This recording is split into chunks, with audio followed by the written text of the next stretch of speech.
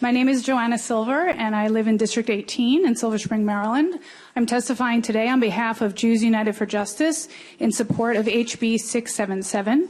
JUFJ has thousands of members throughout Maryland. We work from our Jewish values to advance economic, racial, and social justice in our communities.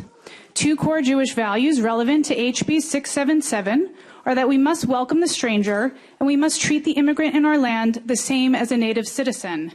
United States citizens are rarely incarcerated and separated from their families for civil offenses, and when they are here in Maryland, we afford them the right to appointed counsel. When immigrants are detained by ICE, they are detained for civil offenses.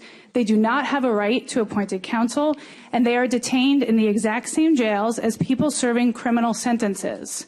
I've worked professionally for the last 19 years as a public defender in both the state and federal systems here in Maryland, so I've spent a lot of time in our jails. I also do represent people who are charged with federal immigration offenses, like the ones that the delegate just asked about, and I certainly represent people who have had criminal involvement and then end up in ICE detention. And so I do want to be able to address some of the questions that were just asked.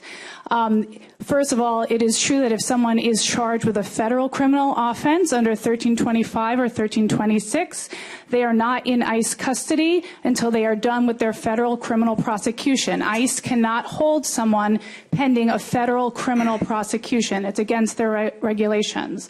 Second, if there is someone who is in ICE custody who has a prior criminal conviction or who has a pending criminal case, it is because your courts, so the Frederick County Circuit Court, your prosecutors have decided that it is safe for them to be released on their criminal case. They've been released on bond because an assessment has been made for them to be released into the community because they're safe, or they've completed the sentence that your courts have decided is appropriate for them to serve for their criminal conduct. When they are in ICE custody, it is because ICE is ready to deport them.